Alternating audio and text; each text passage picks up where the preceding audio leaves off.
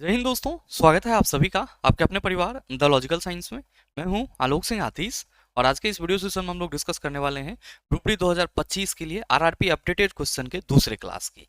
जी हाँ दोस्तों, जैसा कि आप सबों को मालूम है कि हम लोग कल से ही ग्रुप डी 2025 के लिए आरआरबी 2024 के जो अपडेटेड साइंस के नए क्वेश्चन हैं उसको सब्जेक्ट वाइज डिस्कस कर रहे हैं।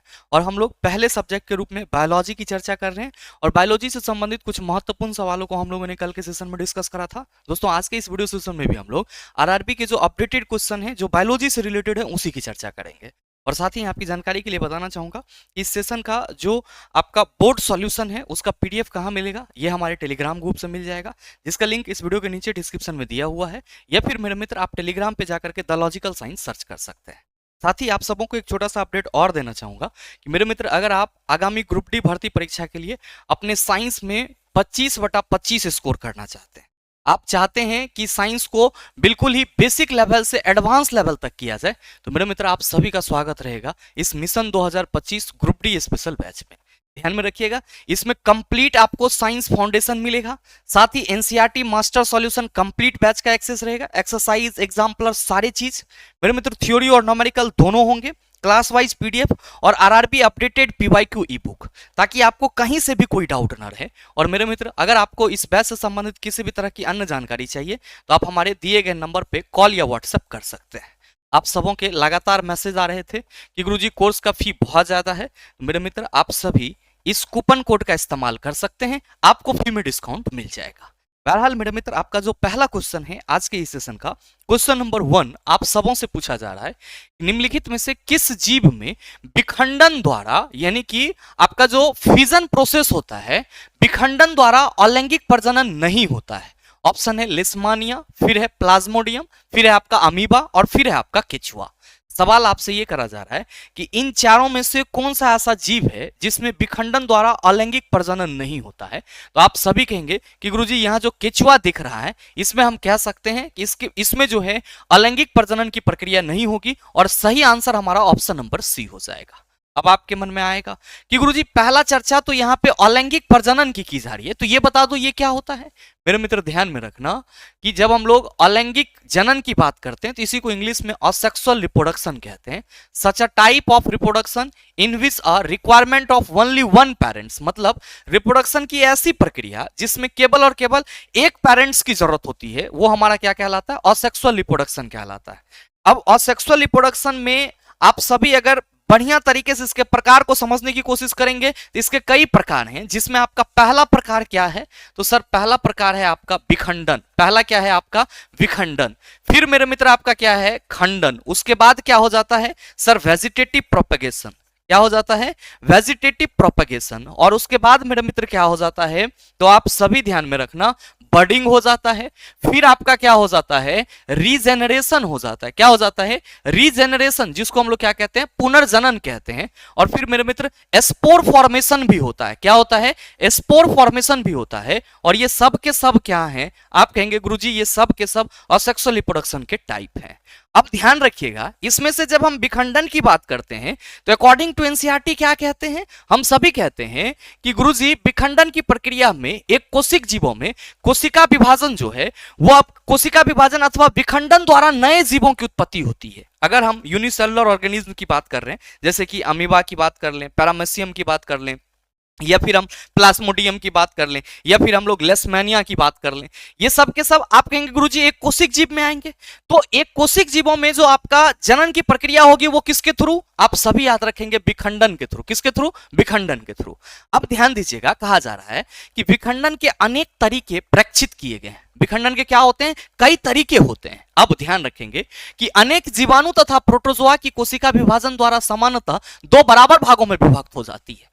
बहुत सारे ऐसे जीवाणु होते हैं या बहुत सारे ऐसे प्रोटोजोआ होते हैं जिसका बॉडी कोशिका विभाजन के समान ही क्या होता है, दो आधा आधा भाग में बट जाता है। और मेरे मित्र फिर अगर हम लोग बात करते हैं तो अमीबा जैसे जीव में कोशिका विभाजन जो है वो किसी भी तल से हो सकता है। यानी कि अमीबा पहले डेवलप किया, फिर उसका बॉडी भारी हुआ, वो कहीं से भी क्या होता है सर टूट जाता है। तो यहां पे वही समझाया जा रहा है कि विखंडन की जो प्रक्रिया होती है ये आपको सामान्यतः एक कोशिक जीवों में देखने को मिलती है। और ये क्या है, तो आप कहेंगे एक प्रकार का अलैंगिक जनन है। अब मेरे मित्र अमीबा में जो कोशिका विभाजन होगा या विखंडन होगा वो कैसे होगा, आप कहेंगे किसी भी तल से हो सकता है। अब मेरे मित्र आगे कहा जा रहा है कि परंतु कुछ एक कोशिक जीवों में शारीरिक संरचना अधिक संगठित होती है। मेरे मित्र कुछ एक कोशिकीय जीव जो होते हैं वो सरल संरचना वाले होते हैं और कुछ जो होते हैं वो क्या होते हैं, जटिल संरचना वाले होते हैं। तो कह रहा है कि जो एक कोशिक जीवों में शारीरिक संरचना अधिक संगठित होती है, उदाहरण कालाजार के रोगाणु लेशमानिया में कोशिका के एक सिरे पर कोरे के समान सूक्ष्म संरचना होती है और ऐसे जीवों में द्विविखंडन एक निर्धारित तल से होता है। मलेरियल परजीवी प्लाज्मोडियम जैसे अन्य एक कोशिक जीव एक साथ अनेक संतति कोशिका में विभाजित होते हैं जिसे हम लोग बहुखंडन कहते हैं। अब आप सबों को यह ध्यान में रखना होगा कि ये जो असेक्सुअल रिप्रोडक्शन की प्रक्रिया विखंडन है ये कितने प्रकार के होते हैं, दो प्रकार के होते हैं, जिसको हम लोग किस नाम से जानते हैं, तो आप सभी याद रखना, एक को हम लोग बाइनरी फिजन के नाम से जानते हैं जिसको हम लोग शुद्ध हिंदी में क्या कहते हैं, द्विखंडन कहते हैं। और मेरे मित्र दूसरा आपका क्या होता है, मल्टीपल फिजन होता है। क्या होता है, मल्टीपल फिजन होता है जिसको हम लोग क्या कहते हैं, आप सभी याद रखेंगे, बहुविखंडन कहते हैं। क्या कहते हैं, बहुविखंडन कहते हैं। क्योंकि विखंडन का अर्थ ही है कि गुरुजी टूटेगा। अब टूटेगा तो कैसे टूटेगा, तो अमीबा जैसे जीव में तो सर जो विखंडन की प्रक्रिया होती है वो किसी भी तल से हो जाता है, लेकिन अगर हम बात करते हैं लेशमानिया जैसे जीव में द्विविखंडन की तो क्या होता है, कहा जा रहा है कि लेशमानिया में कोशिका के एक सिरे पर कोरे के समान सूक्ष्म रचना होती है। आप सभी यहां पे देख रहे होंगे कि इसके सिरे पर क्या है, कोरे के समान एक सूक्ष्म रचना है और यही सूक्ष्म रचना क्या हो रही है, तो आप सभी कहेंगे सर धीरे धीरे ये डेवलप हो रही है। पहले ये यहां पे था, ये कोरे की संरचना आपको ऐसे दिख रही है, अब ये थोड़ा सा बड़ा हो गया, अब फिर ये बड़ा हो गया, फिर ये इतना बड़ा हो गया, अब फिर मेरे मित्र ये इतना बड़ा हो गया और फिर ये क्या हो गया सर, दो अलग अलग भाग में टूट गया और दोनों में न्यूक्लियस आ गया। तो अमीबा में जो द्विविखंडन की प्रक्रिया होती है वो क्या होती है, आप कहेंगे किसी भी तल से। लेशमानिया में आप कहेंगे द्विविखंडन की प्रक्रिया जो है वो एक निश्चित तल से होगी, जबकि प्लाज्मोडियम जैसे जीव जो कि मलेरियल पैरासाइट है उसमें किस प्रकार की जनन की प्रक्रिया होती है, सर बहुविखंडन। तो यहां पे द्विविखंडन किसमें होगा चिल्ला, याद रखने वाला बात क्या है, तो आप कहेंगे अमीबा। अब द्विविखंडन इसमें कैसे होगा, तो आप कहेंगे किसी भी तल से हो जाएगा, द्विविखंडन की प्रक्रिया किसी भी तल में हो जाएगा। जबकि अगर हम बात करेंगे लेशमानिया की, किसकी, लेशमानिया की, तो इसमें क्या होगा, आप कहेंगे सर द्विविखंडन ही होगा लेकिन एक निश्चित जगह से होगा। क्या होगा, एक निश्चित बिंदु से होगा। जबकि मेरे भाई बहुविखंडन की चर्चा करेंगे, आप सभी कहेंगे कि गुरुजी ये मलेरियल पैरासाइट प्लाज्मोडियम में देखने को मिलेगी। किस में देखने को मिलेगी, मलेरियल पैरासाइट प्लाज्मोडियम में देखने को मिलेगी। तो ये चीज आप सभी ध्यान में रखिएगा। अब नेक्स्ट मेरे मित्र ध्यान में रखेंगे कि ईस्ट जैसी कोशिकाओं में क्या होता है, तो सर मुकुलन के थ्रू प्रजनन की प्रक्रिया होती है। और मेरे मित्र जो यहां पे मैंने बडिंग और रीजेनरेशन लिखा है, तो हाइड्रा जैसे जीव में क्या हो जाती है, आप सभी याद रखेंगे, बडिंग और रीजेनरेशन दोनों के थ्रू क्या होती है, सर जो प्रजनन की प्रक्रिया है वो संभव हो पाती है। वेजिटेटिव प्रोपेगेशन, इसी को वनस्पतिक प्रचार बोलते हैं। जब किसी भी पेड़ पौधे के टहनी को काट करके लाएं और किसी दूसरे जगह लगा दें, फिर से नई का पौधा मिल गया, तो वेजिटेटिव प्रोपेगेशन कहा जाएगा। और खंडन फ्रेगमेंटेशन में क्या होता है कि सर जीव का शरीर छत बिछत हो जाता है और फिर वो जो छत बिछत भाग है वो फिर से ग्रो करके एक नया जीव बना लेता है। तो मेरे मित्र जो आपसे सवाल करा जा रहा है कि निम्नलिखित में से किस जीव में विखंडन द्वारा अलैंगिक प्रजनन नहीं होता है, तो आप कहेंगे गुरुजी लेशमानिया में एक निश्चित तल से द्विविखंडन की प्रक्रिया होगी, प्लाज्मोडियम में बहुविखंडन की प्रक्रिया होगी, अमीबा में द्विविखंडन की प्रक्रिया किसी भी तल से हो जाएगी, जबकि केचुआ में सर विखंडन की प्रक्रिया नहीं होगी। इसलिए सही आंसर हमारा ऑप्शन नंबर सी लेके जाएगा। नेक्स्ट सवाल क्वेश्चन नंबर 2 आपसे पूछा जा रहा है कि निम्नलिखित में से किस में कोई भी झिल्ली नहीं होती है। मेरे मित्र ऑप्शन है पादप कोशिका, फिर है विषाणु, फिर है कवक कोशिका और फिर है जंतु कोशिका। क्या कहोगे कि गुरुजी अगर हम किसी भी कोशिका की बात करेंगे और झिल्ली जैसी महत्वपूर्ण संरचना की चर्चा नहीं करेंगे या उसमें झिल्ली नहीं होगा, तो हम ये कह सकते हैं कोशिका विकसित ही नहीं होगी। क्यों, क्योंकि एक बेसिक संरचना के तौर पे हम किसी भी कोशिका के लिए ये कहते हैं कि कोशिका का बाह्य आवरण दोहरी झिल्ली से घिरा हुआ रहता है। और मेरे मित्र जो बाह्य आवरण दोहरी झिल्ली से घिरा होता है ये क्या होता है, सर कोशिका झिल्ली कहलाता है। क्या कहलाता है, कोशिका झिल्ली कहलाता है। और ये मेरे मित्र क्या करता है, तो कोशिका के अंदर जा रहे और कोशिका से बाहर आ रहे पदार्थों के आवागमन में आप कह सकते हो कि गार्ड की भूमिका निभाता है। मतलब कौन सा पदार्थ कोशिका के लिए उपयोगी है और कौन सा पदार्थ कोशिका के लिए अनुपयोगी है, इस चीज को कौन संकेतित करता है, सर कोशिका झिल्ली। और मेरे मित्र अगर यही ना रहे तो आप सभी क्या कहेंगे कि गुरुजी फिर चीजें आर पार ही नहीं होगी। तो किसी भी कोशिका के बेसिक संरचना के रूप में उसमें कोशिका झिल्ली क्या होती है, आप कहते हैं महत्वपूर्ण होती है। साथ ही इसमें क्या होगा, फ्लूइड जैसी संरचना, आप कहेंगे गुरुजी इसी को हम लोग कोशिका द्रव कहते हैं। क्या कहते हैं, कोशिका द्रव कहते हैं। और मेरे भाई आप क्या कहोगे कि इसमें एक गोल बड़ी जैसी संरचना होगी जिसको हम लोग क्या कहेंगे, आप सभी कहेंगे कोशिका का केंद्रक कहेंगे। क्या कहेंगे, कोशिका का केंद्रक कहेंगे। अब मेरे मित्र हमारा एक कोशिका हो या फिर बहुकोशिकीय जीव का कोशिका हो, यह हमारा बेसिक स्ट्रक्चर तीनों में देखने को मिलेगा। अब याद रखिएगा कि अगर हम प्लांट सेल की बात करेंगे तो प्लांट सेल में स्पेसिफिकेशन यह होगा कि इसमें हमें क्या मिलेगा, सर इसमें कोशिका भित्ति भी मिलेगा। यानी कि आप ये कह सकते हो कि इसमें एक अलग हमें और संरचना देखने को मिलेगी, कोशिका भित्ति, जो कि क्या होगी, सर कोशिका झिल्ली के ऊपर होगी। और ये कोशिका भित्ति प्लांट को क्या करती है, अलग अलग मौसम में जीवित रहने के लिए अनुकूल बनाती है। तो प्लांट सेल में क्या होता है, सर इसमें कोशिका भित्ति भी पाई जाती है, किसके अलावे, ध्यान में रखिएगा, कोशिका झिल्ली के अलावे, कोशिका झिल्ली के अलावे। तो मेरे मित्र यहाँ पे पादप कोशिका की बात की जा रही है, तो आप कहेंगे गुरुजी जब पादप कोशिका है तो इसमें भी कोशिका झिल्ली होगी। कवक फंगस की जो कोशिका होगी इसमें भी कोशिका झिल्ली होगी। कोई जंतु कोशिका होगा तो कोशिका झिल्ली तो होगी ही होगी। लेकिन यहाँ पे जो विषाणु की बात की जा रही है तो आप सभी क्या कहते हैं, आप सभी कहते हैं कि गुरुजी कोशिका सिद्धांत का अपवाद की चर्चा जब की जाती है, कोशिका सिद्धांत के अपवाद की चर्चा की जाती है, तब हम लोग किसका नाम लेते हैं, आप सभी कहते हैं वायरस का नाम लेते हैं, यानी कि विषाणु का नाम लेते हैं। क्योंकि जितने भी कोशिकाएं हैं वे सब के सब अकॉर्डिंग टू सेल थ्योरी चलती है। सेल थ्योरी कहता है, कोशिका सिद्धांत कहता है कि प्रत्येक कोशिका पहले से मौजूद कोशिका से उत्पन्न होती है और जो कोशिका होती है वो किसी भी जीव की संरचनात्मक और क्रियात्मक इकाई होती है। लेकिन मेरे मित्र वायरस के साथ क्या है कि इस पे कोशिका सिद्धांत लागू ही नहीं होता है। इसलिए नहीं होता है क्योंकि ये सजीव के साथ सजीव की तरह बिहेव करने लगता है और निर्जीव के साथ निर्जीव की तरह बिहेव करने लगता है। क्योंकि इस पे जो सेल थ्योरी है वो लागू नहीं होता है, इसलिए सर इसे जीव के कैटेगरी में नहीं रखा जाता है। और आप सभी क्या कहेंगे कि गुरुजी जब ये सेल थ्योरी लागू ही नहीं हो रहा है, अकॉर्डिंग टू सेल चल ही नहीं रहा है, तो हमारा राइट आंसर क्या हो जाएगा, ऑप्शन नंबर बी हो जाएगा। कारण क्या है, क्योंकि सर विषाणु ना तो सजीव में रखा जा सकता और ना ही निर्जीव में, और इसकी जो कोशिकाएं होती है वो इतनी विकसित नहीं होती है कि हम उसके संरचना को देख पाए कि हाँ इसकी ये झिल्ली है, इसका ये साइटोप्लाज्म है। तो क्या कहिएगा कि गुरुजी जो सवाल पूछा जा रहा है उसका सीधा सा आंसर क्या हो जाएगा, वायरस यानी कि विषाणु। बाकी के सभी कोशिका में क्या होंगे, आप कहेंगे कोशिका झिल्ली मौजूद होगी। नेक्स्ट मेरे मित्र ध्यान दीजिएगा, अगला सवाल आपसे यह पूछा जा रहा है कि तंत्रिका कोशिका का कौन सा भाग सूचना प्राप्त करने के लिए उत्तरदायी होता है। तंत्रिकाक्ष, एक्सॉन, कोशिकाएं, सेल बॉडी, द्रुमाकृतिक अग्रभाग जिसको डेंड्रिटिक टिप बोला जाता है, और अंतर्गर्थन यानी कि सिनेप्स। अब ये चीज मैंने कई बार आप सबों को बताया था अपने चैनल के माध्यम से, लेकिन आप में से कई छात्र यहां पे भी फंसते हुए नजर आए एग्जाम में जब सवाल मिला आपको। तो मेरे भाई आप सबों को मालूम है कि मानव जैसे बहुकोशिकीय और जटिल जो जंतु हैं उनको सोचने के लिए क्या चाहिए, तो सर दिमाग चाहिए। और इस दिमाग को बनाने में किसकी भूमिका होती है, आप कहते हैं गुरुजी न्यूरॉन की भूमिका होती है।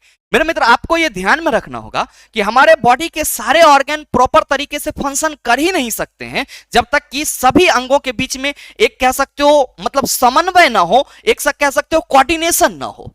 तो भगवान ने क्या करा है सर, हम लोगों के बॉडी में जितने भी ऑर्गन हैं उनका जो भी फंक्शन है उसको अपने से मॉडरेट करने के लिए हमारे पास सर सेंट्रल नर्वस सिस्टम, केंद्रीय तंत्रिका तंत्र दिया है, जो कि स्पाइनल कोड और किससे बना होता है, तो आप सभी कहते हैं गुरुजी ब्रेन से बना होता है। लेकिन मेरे मित्र आपको यह ध्यान में रखना होगा कि आपके बॉडी का जो सेंट्रल नर्वस सिस्टम सीएनएस है वो मेरे मित्र किससे बना होता है, तो सर ब्रेन, स्पाइनल कोड और तंत्रिका, ये तीनों ही तंत्रिका उत्तक से बने होते हैं। और मेरे मित्र प्रत्येक तंत्रिका उत्तक किससे बना होता है, सर आप कहेंगे कि कोई भी उत्तक होगा तो वो सेल से मिलकर बना होगा। तो जाहिर सी बात है कि जो हमारा तंत्रिका उत्तक होगा वो किसके बना होगा, आप कहेंगे सर तंत्रिका कोशिका से बना होगा। तो ये जो डायग्राम है चला ये किसका है, तंत्रिका कोशिका का है, यानी कि न्यूरॉन सेल का है। किसका है, न्यूरॉन सेल का है। अब मेरे मित्र ध्यान रखना कि ये न्यूरॉन सेल आखिर हमारे बॉडी में करता क्या है। मेरे मित्र ये न्यूरॉन सेल हमारे बॉडी में आप ये कह सकते हो कि कुछ भी इंफॉर्मेशन को सर जो संवेदी अंग है उससे ग्रहण कर मस्तिष्क तक पहुंचाने का कार्य करता है और फिर मेरे मित्र मस्तिष्क उस इंफॉर्मेशन के हिसाब से जो आदेश देती है हमारा अंग क्या करता है, रिएक्ट करता है। मतलब सिंपल वे में आप ये कह सकते हो कि आपके बॉडी में जो तंत्रिका कोशिका है उसका काम क्या होता है सर, संचार को कहां तक पहुंचाना सर, किसी ग्राही अंग से लेकर के ब्रेन तक पहुंचाना। अब मेरे मित्र ये याद रखिएगा कि जो तंत्रिका कोशिका होती है उसकी कुछ संरचना होती है, जैसा कि आप सभी देख पा रहे होंगे कि इसमें आपको इस तरह की ये संरचनाएं दिख रही होगी। ये वाली जो आप संरचना देख रहे हैं मेरे मित्र, इस संरचना को हम लोग क्या कहते हैं, डेंड्राइट्स कहते हैं। क्या कहते हैं, डेंड्राइट्स कहते हैं। और ध्यान दीजिएगा कि ये संरचना कुछ इस तरीके से आकर के यहाँ पे क्या है, तो आप कहेंगे गुरुजी चारों तरफ से घिरा हुआ है, चारों तरफ से आपको ये वाली संरचना दिख रही है मेरे मित्र, इसको हम लोग डेंड्राइट्स कहते हैं। अब ये क्या करता है, तो डेंड्राइट्स जो है ये ग्राही अंगों से, या आप कह सकते हो कि जो आपका मतलब संवेदी अंग है उससे सूचना ग्रहण करता है। जो डेंड्राइट्स है ये क्या करता है, संवेदी अंग से सूचना ग्रहण करता है, संवेदी अंग से सूचना ग्रहण करता है। कौन सर, डेंड्राइट्स।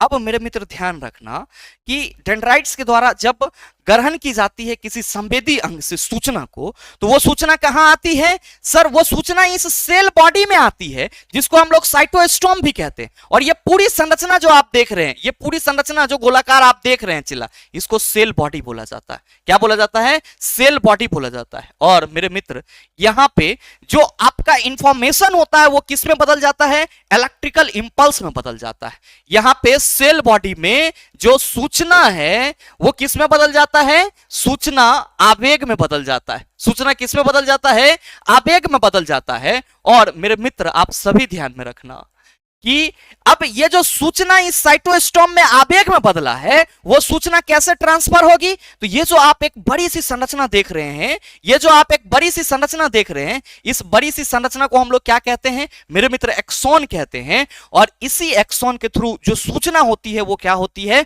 तो सर दूसरे न्यूरॉन को ट्रांसफर होती है।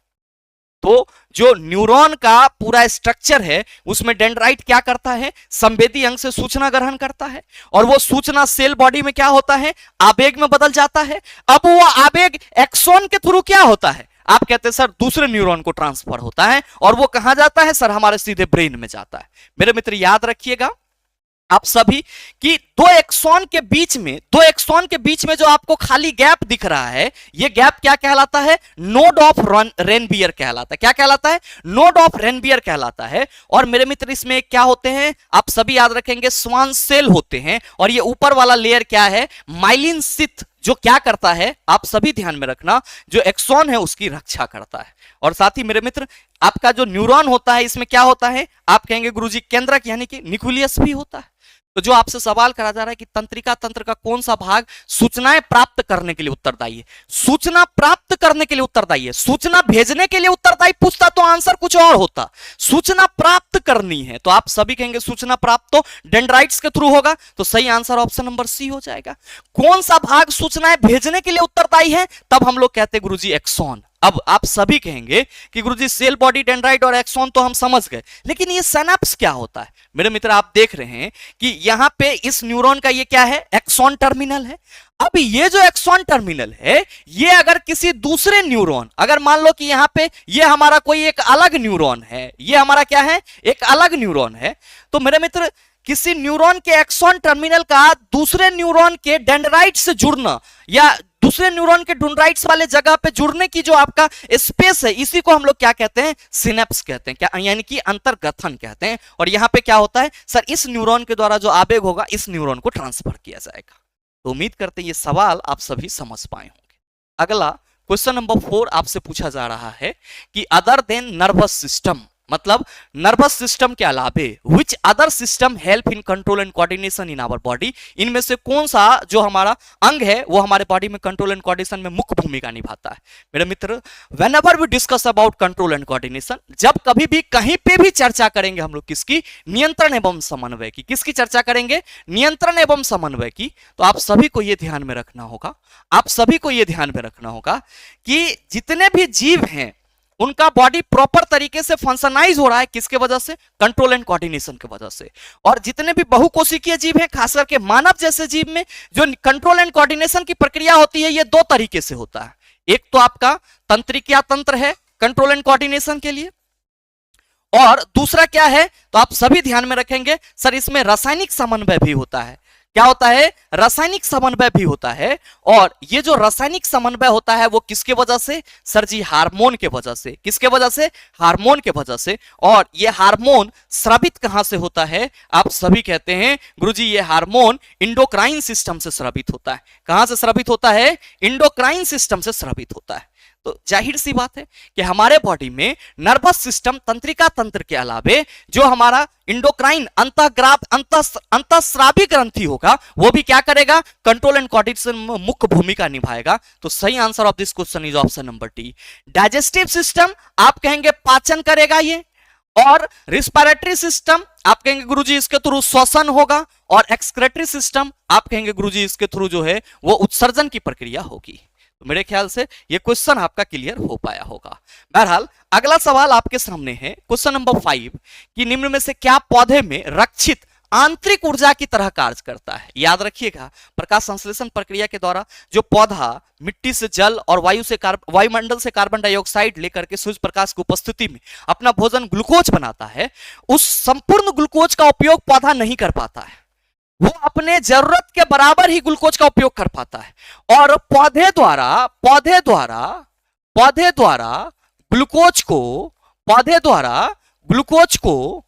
ग्लूकोज को स्टार्च में, पौधे द्वारा ग्लूकोज को स्टार्च यानी कि मंड में क्या कर लिया जाता है? मंड में संग्रहित कर लिया जाता है। मंड में संग्रहित कर लिया जाता है। और फिर मेरे मित्र, जब पौधे को ग्लूकोज की जरूरत होती है तब वो इसी स्टार्च का उपयोग करते हैं। तो आपसे सवाल करा जा रहा है कि निम्नलिखित में से क्या पौधे में रक्षित आंतरिक ऊर्जा की तरह कार्य करता है? आप सभी कहेंगे गुरुजी स्टार्च। मेरे मित्र ध्यान देना यहां पे कि ग्लूकोज की बात की जा रही है। C6H12O6 क्या है? आप कहेंगे एक प्रकार के कार्बोहाइड्रेट है। That's all are the types of carbohydrate. ये सब के सब क्या है? कार्बोहाइड्रेट के प्रकार हैं। तो जो C6H12O6 ग्लूकोज है, ये किस प्रकार का कार्बोहाइड्रेट है? आप कहोगे गुरुजी मोनोसेक्राइड। क्या है? मोनोसेक्राइड। याद रखना चला। बात करेंगे ग्लाइकोजेन की। किसकी बात करेंगे? ग्लाइकोजेन की। बात करेंगे स्टार्च की, बात करेंगे सेलुलोज की। ये सब के सब क्या होंगे? आप ध्यान में रखेंगे, ये पॉलीसेकेराइड होंगे। क्या होंगे? पॉलीसेकेराइड होंगे। पॉलीसेकेराइड होंगे। और मेरे मित्र बात करेंगे अगर हम सुक्रोज की, तो आप सभी याद रखना कि ये क्या होगा? डाइसेकेराइड होगा। डाइसेकेराइड होगा। अब ध्यान दीजिएगा कि यहां पे पादप के द्वारा जो बचा हुआ ग्लूकोज है उसको स्टार्च में संग्रहित किया जाता है, जबकि जंतु में जो ग्लूकोज होता है वो किस रूप में स्टोर होता है? तो आप सभी याद रखेंगे कि जंतु में ग्लूकोज C6H12O6 इसी रूप में यानी कि ग्लाइकोजन रूप में क्या होते हैं? इसी रूप में संग्रहित होते हैं। मतलब ग्लाइकोजन के रूप में स्टोर होता है, और फिर जब हमारे बॉडी को रिक्वायरमेंट होती है ग्लूकोज की, तो बॉडी क्या करता है? सर उस ग्लाइकोजन का उपयोग करता है। नेक्स्ट है क्वेश्चन नंबर 6 पूछा जा रहा है कि निम्न में से कौन सा जीव एक कोशिकीय नहीं है? पैरामेसियम अविभा क्लैमाइडोमोनास पौधा। आप सभी कहेंगे गुरुजी पौधा एक कोशिकीय नहीं है, क्योंकि ये बहुकोशिकीय में आएगा। बाद बाकी पैरामेसियम अमीबा और क्लैमाइडोमोनास हम सबों को मालूम है कि ये क्या है? एक कोशिकीय है। नेक्स्ट है क्वेश्चन नंबर 7 कि अलैंगिक प्रजनन के संदर्भ में गलत युग्म का चयन कीजिए। आपने अभी जस्ट देखा है कि लेशमैनिया में द्विखंडन होगा, प्लाज्मोडियम में बहुविखंडन होगा, खमीर यानी कि ईस्ट में मुकुलन की प्रक्रिया होगी, जबकि हाइड्रा में बहुविखंडन कहा जा रहा है। हाइड्रा में क्या होगा? आप कहेंगे गुरुजी या तो मुकुलन होगा, या फिर हम क्या कहेंगे? रीजेनरेशन यानी कि पुनर्जनन। रीजेनरेशन यानी कि पुनर्जनन। तो यहां पे अलैंगिक प्रजनन के संदर्भ में गलत युग्म आपका कौन सा है? आप कहेंगे Hydra. That's why right answer of this question is option number D. Next question number 8 आपसे पूछा जा रहा है कि in our body brain and spinal code together consume the. हमारे बॉडी में ब्रेन और स्पाइनल कोड आपस में मिलकर के क्या बनाता है? Peripheral nervous system, endocrine system, central nervous system, autonomic nervous system. क्या कहेंगे कि गुरुजी आपने कल ही बताया है कि जब ब्रेन और स्पाइनल कोड आपस में जुड़ेगा तो ब्रेन और स्पाइनल कोड मिलकर के क्या बनाएगा, सेंट्रल नर्वस सिस्टम। तो सही आंसर ऑप्शन नंबर सी हो जाएगा। अब पेरिफेरल नर्वस सिस्टम हमने कल ही चर्चा करा है, परिधीय तंत्रिका तंत्र। क्या कहोगे कि गुरुजी जो ब्रेन से निकलने वाली कपाल तंत्रिका होगी और स्पाइनल कोड से निकलने वाली मेरु तंत्रिका होगी, ये दोनों मिलकर के क्या करेगी, पेरिफेरल नर्वस सिस्टम का निर्माण करेगी। और ये पेरिफेरल नर्वस सिस्टम क्या करेगी, तो हमारे बॉडी में या हमारे द्वारा जो ऐच्छिक क्रियाएं की जाएगी उसके संतुलन में बहुत ही महत्वपूर्ण भूमिका निभाएगी। और इंडोक्राइन सिस्टम अभी जस्ट हम लोगों ने चर्चा करा, अंतःस्रावी ग्रंथि हार्मोन का सेक्रेशन करती है। और मेरे मित्र, नर्वस सिस्टम के अलावा हमारे बॉडी में इंडोक्राइन सिस्टम भी है जो क्या करते हैं, कंट्रोल एंड कोऑर्डिनेशन के लिए रिस्पॉन्सिबल होते हैं। ऑटोनॉमिक नर्वस सिस्टम, स्वायत्त तंत्रिका तंत्र, प्रानुकंपी तंत्रिका और अनुकंपी तंत्रिका यहीं से रिलीज होता है। नेक्स्ट सवाल, क्वेश्चन नंबर 9 पूछा जा रहा है कि कौन सा अंगक केवल पादप कोशिकाओं में पाया जाता है। इससे हलवा सवाल क्या हो सकता है, लेकिन रेलवे ने क्या किया था सर, इसमें गलत ही खड़ा था, जबकि वो रेलवे का बहुत ही बड़ा भूल है। आप सबों को मालूम है कि यहाँ हरित लवक क्लोरोप्लास्ट की बात की जा रही है। और जब हम लोग बात करते हैं किसकी, बात करते हैं प्लास्टिड की, किसकी, प्लास्टिड की, लवक की, तो आप सभी क्या कहते हो कि गुरुजी केवल पादप कोशिका में पाए जाने वाली अंगक है। क्या है, केवल पादप कोशिका में पाई जाने वाली अंगक है, केवल पादप कोशिका में पाई जाने वाली अंगक है। और मेरे भाई आप क्या कहते हो कि गुरुजी ये जो केवल पादप कोशिका में पाई जाने वाली अंगक है, तो ये 3 प्रकार के होते हैं। कौन कौन सा, तो एक होता है ल्यूकोप्लास्ट, एक क्या होता है, ल्यूकोप्लास्ट, दूसरा होता है क्रोमोप्लास्ट, और तीसरा क्या होता है, तो आप कहते हो गुरुजी क्लोरोप्लास्ट।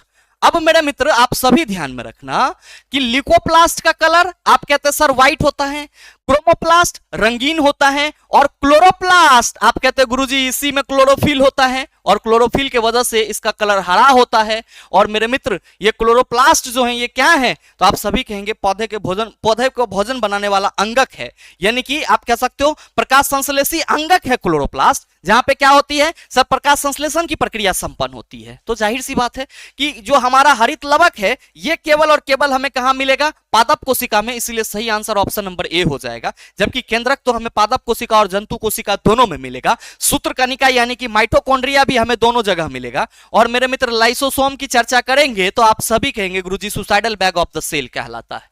नेक्स्ट सवाल, क्वेश्चन नंबर 10, बड़ा ही सरल सा सवाल कि कोशिका के तरल पदार्थ के लिए प्रोटोप्लाज्म शब्द किसने गढ़ा था। मेरे मित्र पुरकिंजे ने गढ़ा था। अब ध्यान दीजिएगा, ये चीज मैंने कई बार डिस्कशन करा है, लेकिन अब जो चीजें आप डिस्कस कर रहे हैं उसको फाइनल तैयारी के रूप में लीजिएगा, क्योंकि बिगुल बच चुका है, अब बहुत ज्यादा समय नहीं है चला तुम्हारे पास, तो बहुत ज्यादा अरेंज करने के चक्कर में मत रहिएगा। चीजें जिस रूप में मिल रही है उसको समझने का कोशिश कीजिएगा। मेरे मित्र यहाँ पे जो आपको ये एनसीईआरटी का आप स्क्रीनशॉट देख रहे हैं, इसमें है कि कोशिका का सबसे पहला पता किसने लगाया, रॉबर्ट हुक ने। कब, 1665 में। तो आप भी इसको ऐसे ही याद रखेंगे कि 1665 ईस्वी में रॉबर्ट भाई साहब ने क्या करा था, तो सर कोशिका का सबसे पहला पता लगाया था। और रॉबर्ट हुक के द्वारा जो कोशिका खोजी गई कैसी थी, मृत थी। ल्यूवेनहॉक के द्वारा जो कोशिका खोजी गई थी वो जीवित थी। कहा जा रहा है कि रॉबर्ट हुक ने सबसे पहले 1665 में कोशिका का पता लगाया था और उसने कोशिका को कॉर्क की पतली काट में अनगढ़ सूक्ष्मदर्शी की सहायता से देखा था। ल्यूवेनहॉक 1674 ने सबसे पहले उन्नत सूक्ष्मदर्शी से तालाब के जल में स्वतंत्र रूप से जीवित कोशिका का पता लगाया। तो चिल्ला मृत कोशिका पूछे के खोजलको तो का कहबे, आप कहेंगे गुरुजी रॉबर्ट हुक। क्या कहोगे, रॉबर्ट हुक।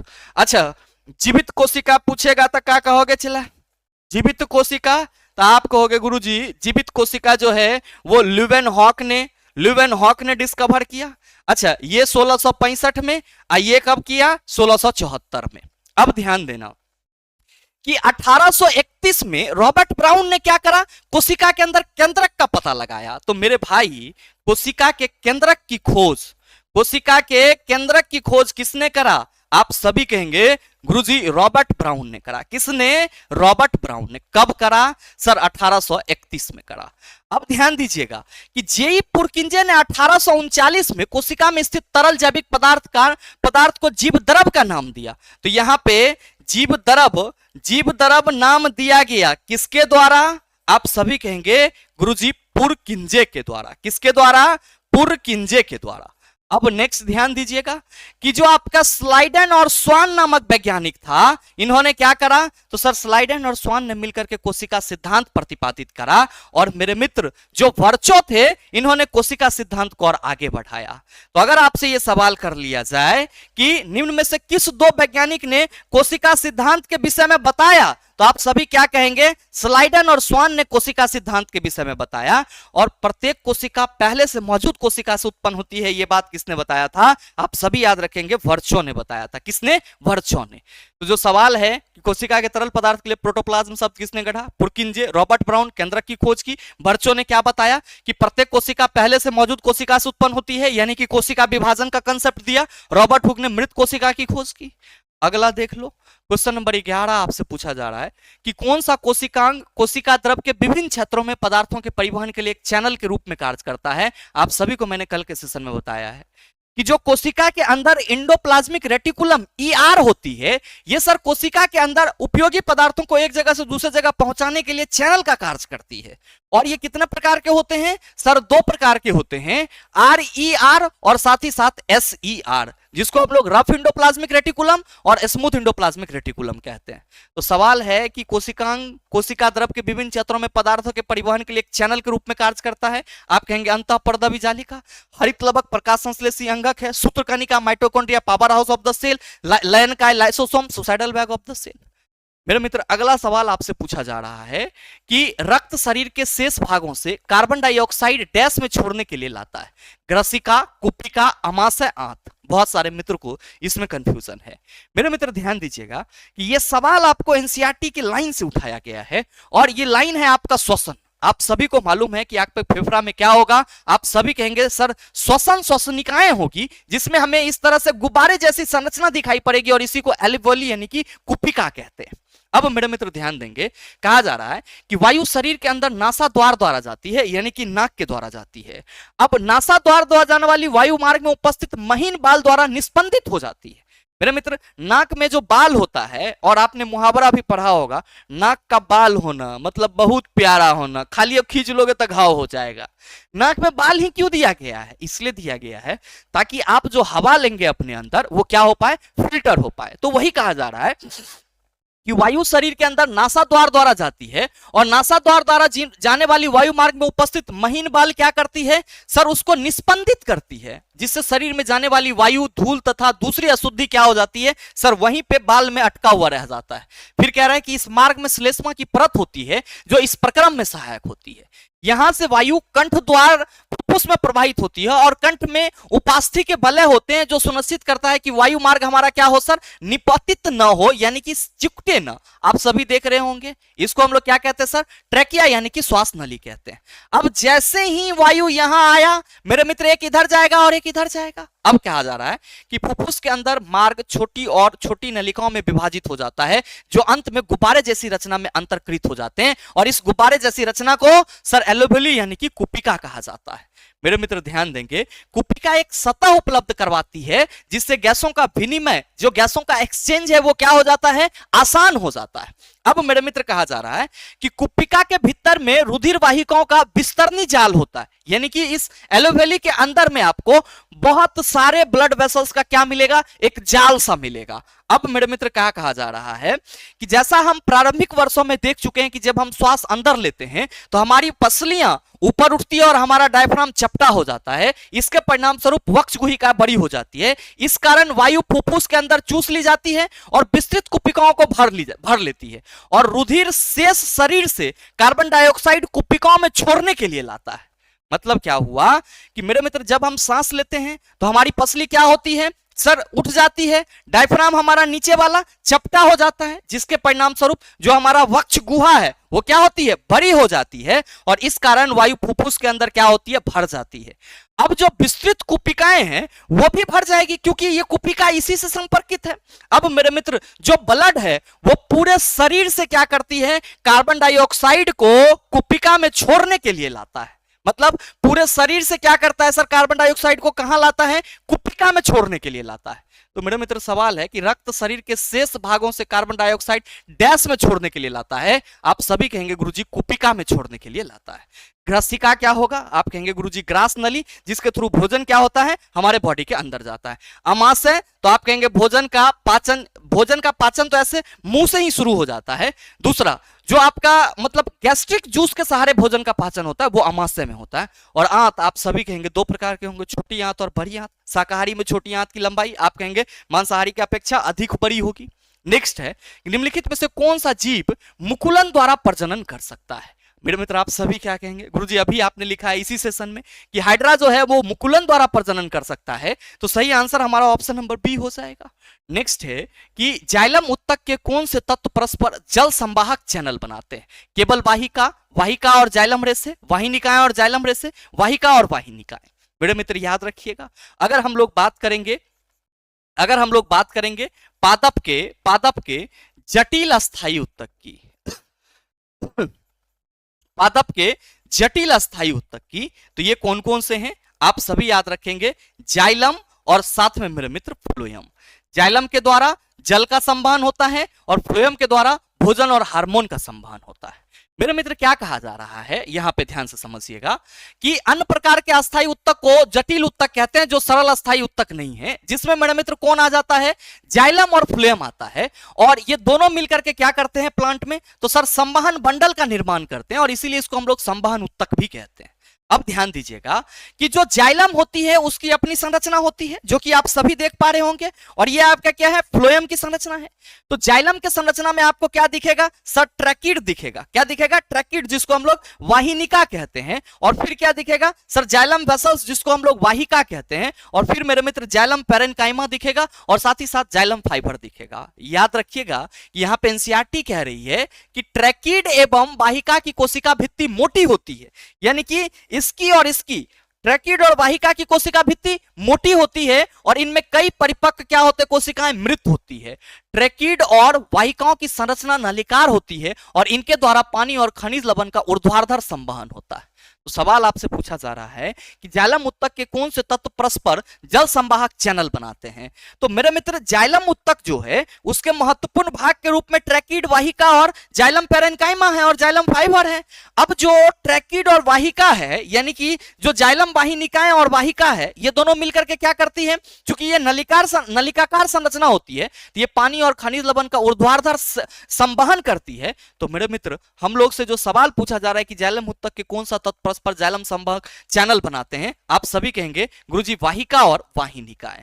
मेरे मित्र अगर हम बात करेंगे फ्लोएम के अलग अलग पार्ट की, तो ध्यान रखिएगा कि जो आपका यहाँ पे जाइलम की अगर हम थोड़ा सा चर्चा कर लें कि जाइलम पैरेन्काइमा का काम क्या होगा, तो सर जाइलम पैरेन्काइमा का काम भोजन का संग्रह करना होगा और जाइलम फाइबर क्या करेगा? सर जाइलम उत्तक को सहारा देगा।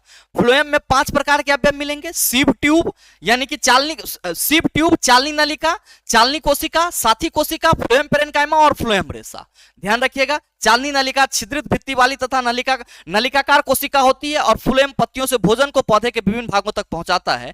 फ्लोएम रेशा को छोड़ करके फ्लोएम कोशिकाएं क्या होती है? जीवित होती है। जबकि मेरे मित्र जो आपका जाइलम कोशिकाएं हैं या आप कह सकते हो जाइलम उत्तक है, उसका अधिकांश भाग क्या होते हैं? मृत होते हैं। नेक्स्ट मेरे मित्र ध्यान देंगे, आपका लास्ट सवाल है कि प्रतिवर्ती चाप तंत्रिका तंत्र के किस भाग में बनते हैं? प्रतिवर्ती चाप रिफ्लेक्स एक्शन होता क्या है? मेरे मित्र जब भी कोई बाहर में ऐसा मतलब आप कह सकते हो चेंजेस होते हैं, जैसे कि आप यहाँ पे बैठ करके पढ़ाई कर रहे हो और अचानक से क्या हो जाए? आग लग जाए, तो बाहरी चेंज के चलते आप अपना बॉडी हटाएंगे।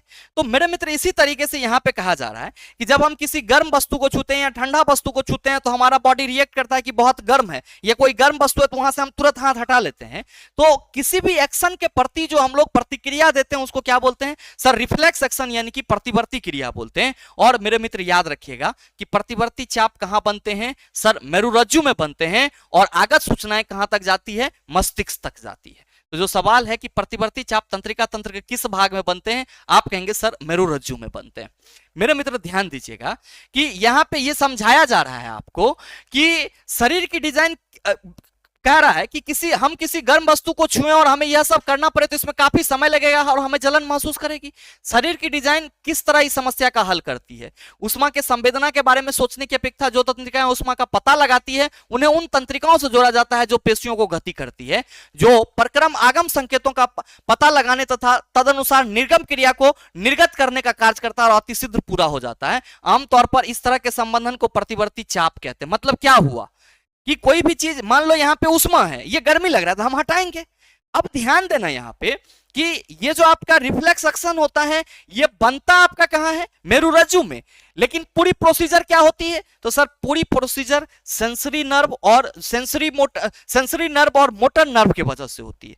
जो सेंसरी नर्व होती है वो क्या करती है सर? संवेदना यहां से ग्रहण की और सीधे हमारे माइंड में भेज देता है मेरुरज्जु के सहारे। अब मेरे मित्र, जो हमारा माइंड आदेश दिया कि वहां से हाथ हटा लो, वो कहां किससे आएगा? तो सर प्रेरक तंत्रिका के थ्रू कहां पे? सर कार्यकारी भुजा पे आता है और हमारा हाथ वहां से क्या होता है? आप कहेंगे हट जाता है। मेरे मित्र यहाँ पे अग्र मस्तिष्क और अनुमस्तिष्क की बात की जा रही है। आप कहेंगे अग्र मस्तिष्क जो है गुरुजी वो मस्तिष्क का अगला हिस्सा होगा और सोचने समझने कला बुद्धि चालाकी सबका जगह आप कहेंगे अग्र मस्तिष्क होगा।